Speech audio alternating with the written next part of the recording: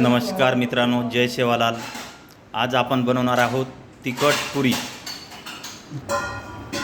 हे बघा, आपण थोडा रवा घेतलेला आहे, 2 चम्मच बेसन पीठ टाकलेलं आहे। हे बघा, गव्हाचं पीठ आपण चाळून घेत आहे। गव्हाचं पीठ, बेसन पीठ आणि रवा हे तिन्ही मिक्स केलेलं आहे आणि त्याच्यामध्ये आता आपण लाल तिखट आणि कोथिंबीर टाकणार आहोत। आता आपण कोथिंबीर बारीक कापून घेऊया। नाही बघा, कोथिंबीर कापतोय आपण बारीक। कोथिंबीर कापल्यानंतर त्याच्यामध्ये ओवा टाकायचं आहे, लाल तिखट टाकायचे, कोथिंबीर टाकायची आणि चांगलं मिक्स करून घ्यायचं आहे। हे बघा, आपण मसाले टाकले, धनिया पावडर, जिरी पावडर आणि लाल तिखट आणि थोडीशी हळद आणि चवीनुसार मीठ, थोडेसे तीळ टाकलेले आहेत त्याच्यामध्ये। हे बघा, चांगलं पीठ आता मळून घेऊया। पीठ मळल्या झाल्यानंतर आपण बनवणार आहोत पुरी, तिखट पुरी गरमागरम।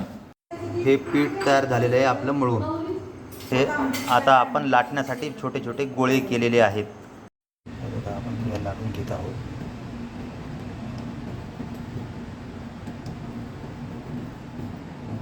पुऱ्या लाटलेल्या आहेत, आता आपण तळून घेऊ।